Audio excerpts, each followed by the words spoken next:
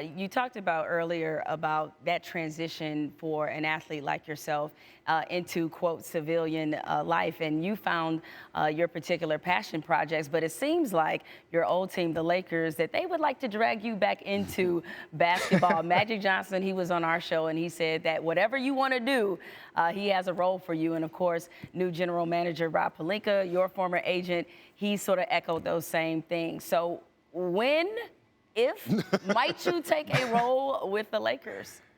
Listen, I'm always a phone call away. I mean, Rob he's been a close family friend forever, and so, our relationship is supreme.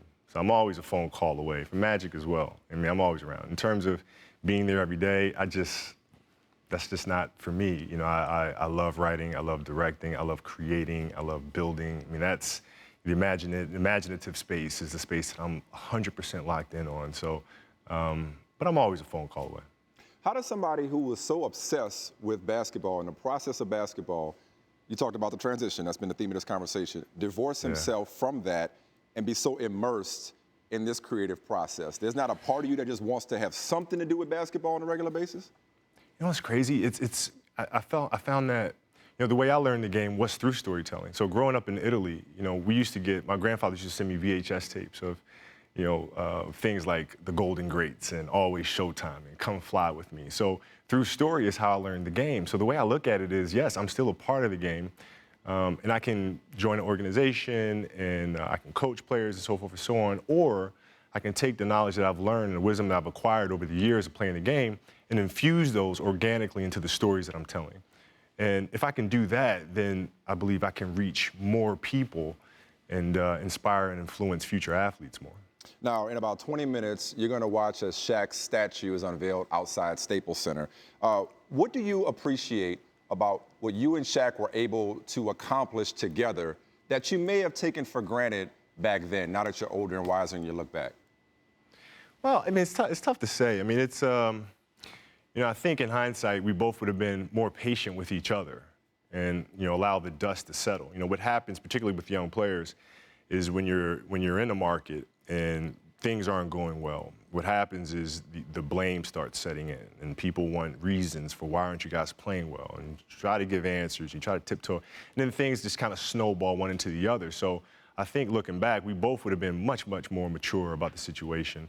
But that being said, I mean, I don't think we would have played together the rest of our careers regardless, because, I had a challenge. I had something that I needed to pursue to prove to people that I could win, not just alongside of Shaq, but apart from him. So it was much bigger than just a relationship thing.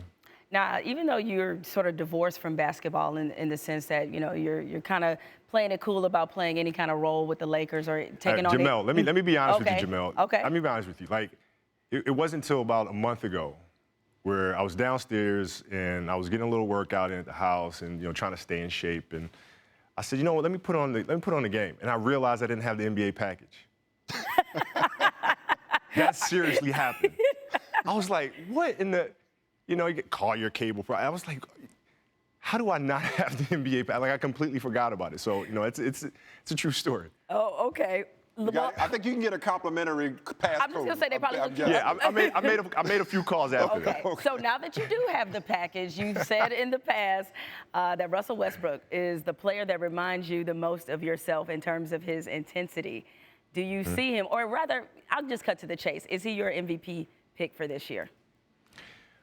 No, how can you not be? I mean, is this the first time where we can literally just split the votes down the middle? I mean, James Harden and Russell Westbrook, they're both having historical seasons, right? And what I try to look at as a viewer is why are they having historical seasons? Where's that coming from? Where's the motivation coming from? When Russ and I worked out this summer, we said time, told him the gym, 6 o'clock. And I got to the gym at 6 o'clock. He's been there since 5 a.m., right? So he was locked in, and this is early in the summer.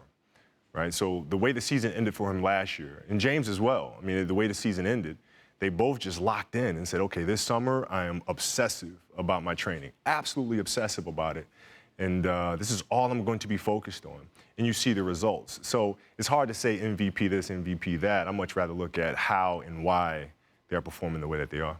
All right, Kobe, thank you for joining us, man. We could talk to you for the entire 60 minutes. could. Wish we could.